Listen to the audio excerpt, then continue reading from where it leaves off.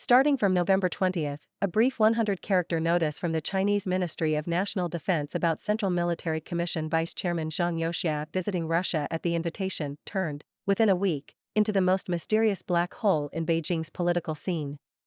In stark contrast to Russia's high-profile red carpet welcome and honor guard inspection, all CCP mouthpieces, Xinhua, CCTV, People's Daily and others, fell completely silent. No report on his return, no details of meetings, no public images, and not even the customary closing line that he had returned to Beijing.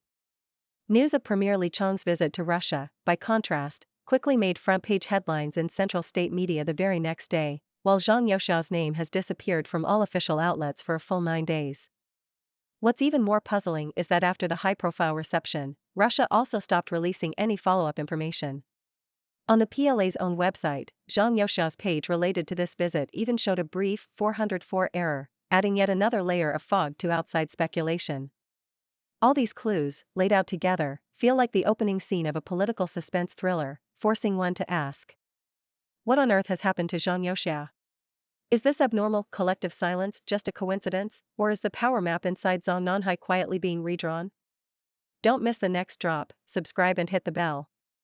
Zhang Youxia missing for 8 days, the most eerie political black hole since the fourth plenum.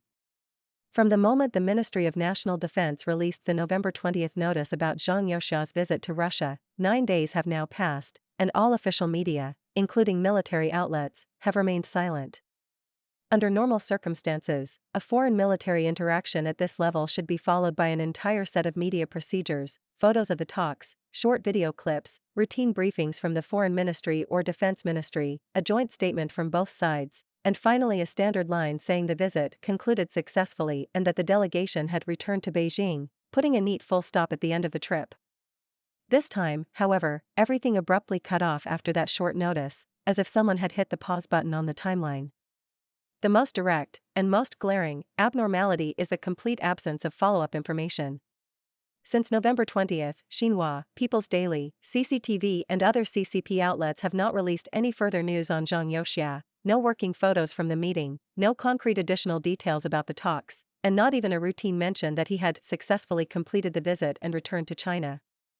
Not only that, but the brief on the PLA's official website covering Zhang Youxia's trip to Russia once showed a 404 error, only to be restored later.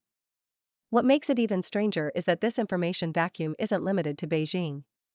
Based on all publicly available information so far, after Russia held a welcome ceremony for Zhang Youxia and arranged the honor guard inspection, no further details were released on the content of the talks, any joint statements, or additional images. For a visit where the defense minister himself hosted and the president personally met the guest, with red carpet and military band on display, it is highly unusual to see such a ceremony in the front, no details in the back. Both sides choosing silence at the same note in time makes the visit look more like a sealed black box. If you look at this against the broader backdrop of high-level purges in the military, for a regime that relies heavily on a constant stream of images of stability to shape outside perception, this abrupt decision to abandon narrative control becomes a signal in itself. From Vietnam to Moscow, a year of off-key changes in Zhang Youxia's role. If we place this disappearing visit to Russia in November along a longer timeline, we can see that Zhang Youxia's position within the CCP's narrative hasn't suddenly become abnormal, it has been drifting toward not normal step by step since 2024. Before 2023, everything about Zhang Youxia's external activities closely followed the standard template for reporting on a CMC vice chairman. In December 2017, he visited Russia and met Putin. In September 2019, he held talks with Russian Defense Minister Shoigu in Moscow. On October 8, 2023, he again visited Russia, meeting both Putin and Shoigu. For all 3 of these trips, Xinhua released reports the very next day, detailing the content of the talks and publishing photographs. The tone and placement were all normal, with no obvious delays, downgrading, or deliberate vagueness. The real turning point came in 2024. According to U.S.-based commentator Lei Guo, after the CCP's third plenum in 2024, official reports on Zhang Youxia began to look abnormal, not that he vanished entirely, but 2 features appeared. First, in major military and diplomatic settings, Zhang's position and camera shots were clearly shifted to the back row. Second, information about his contacts with foreign counterparts either appeared with a delay or was rewritten in the official narrative. One key moment was August 29, 2024. That day, U.S. National Security Advisor Jake Sullivan was visiting China. Normally, such meetings are only reported in terms of Sullivan's meeting with the top CCP leader. This time, however, after meeting Xi Jinping, Sullivan specifically requested a meeting with Zhang Youxia. When this detail was revealed by foreign media, it drew attention. To outside observers, this amounted to the U.S. treating Zhang as someone who must be communicated with separately, rather than just a routine host in his capacity as vice chairman of the CMC. Chinese state media, however, made no mention of this meeting, as if it had never taken place. Another more prominent inflection point came when Zhang Youxia visited Vietnam as CMC vice chairman from October 22 to 24, 2024.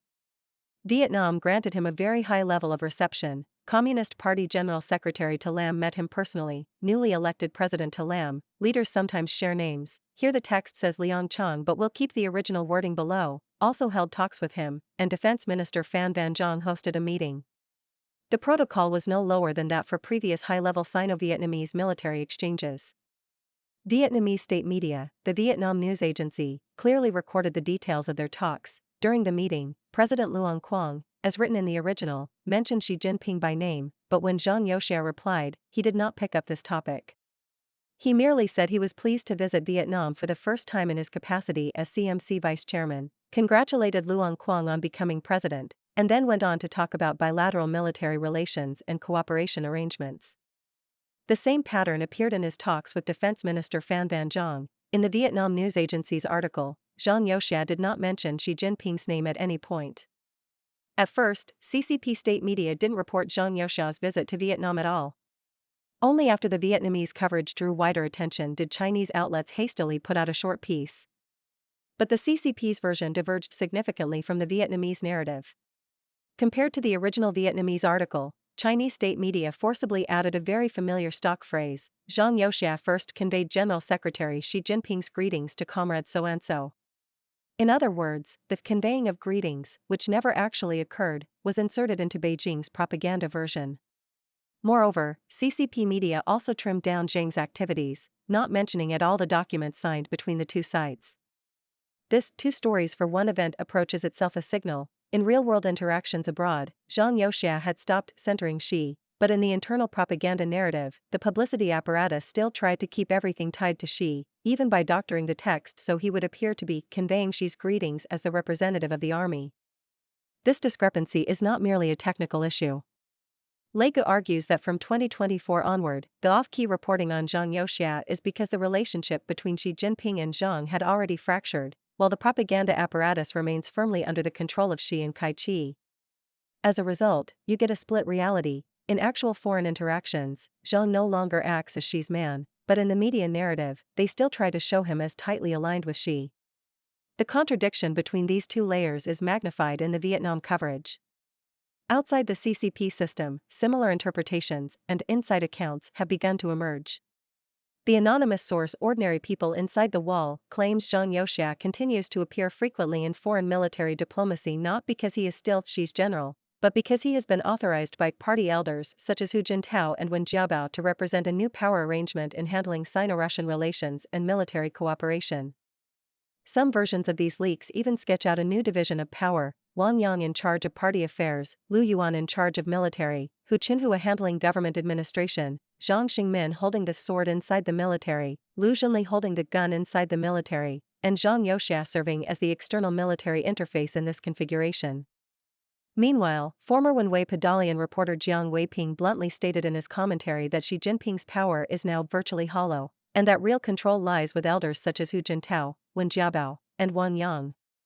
In this narrative, Xi has already lost control of the military, which is effectively being run by Zhang Youxia, while Hu and Wen act as controllers of the bigger picture. At the same time, commentator Zhou Xiaohui, analyzing PLA coverage of Zhang's latest Russia trip, noticed another detail. The military's article no longer mentions Xi Jinping or the two heads of state and only uses generic wording, saying the two sides exchanged in-depth views on bilateral military relations, regional situations, and issues of common concern, without, as in the past, attributing everything to the consensus of the two heads of state or the strategic guidance of Xi Jinping and Putin. Zhou concludes from this that Xi's position has already changed, and that the true purpose of Zhang's visit was to extend the CCP regime's life, shoring up the baseline of Sino-Russian military cooperation. Whether these interpretations and leaks are accurate is up for debate, but one thing is clear. From that normal Moscow trip in 2023, to the Vietnam visit in 2024 where Zhang did not mention she while state media added she back in, and then to this November 2025 visit to Russia followed by total silence, Zhang Youxia's role in the CCP narrative has indeed shifted step by step. It is precisely this chain of developments that turns the seemingly ordinary November 20th Defense Ministry notice, after 9 days of silence, into a question mark that cannot be ignored. Will this trip, like the Vietnam visit, eventually be followed by delayed reports, or will there be no chance for any supplementary coverage at all? This time, will state media again add the line that he conveyed Xi Jinping's greetings, or will they simply let him vanish from the written record altogether? For now, there is no answer, but the timeline is plain to see, from normal, to off-key, to silence. This curve itself is a signal more persuasive than any commentary. 3 abnormalities in Zhang Youxia's visit to Russia. If we place Zhang Youxia's Russia trip back into the context of a decade of CCP military diplomacy, the 9 days of radio silence reveal a pattern of rare anomalies. The first anomaly is the complete silence of state media, which we have already discussed. The second anomaly is the extremely high-level reception Zhang received.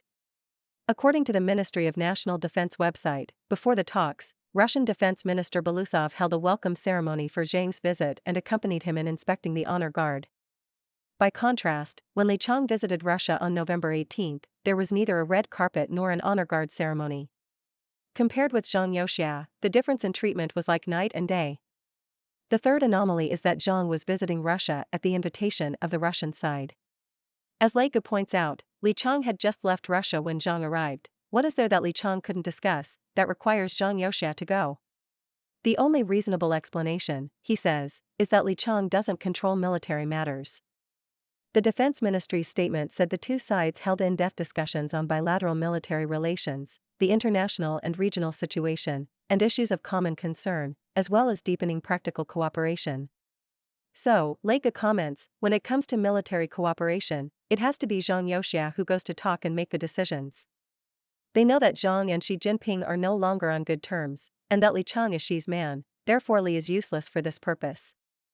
Taken together, these 3 anomalies form an odd and incomplete trajectory. Russia gave him full protocol honors, China provided an initial news item, then both sides fell simultaneously silent.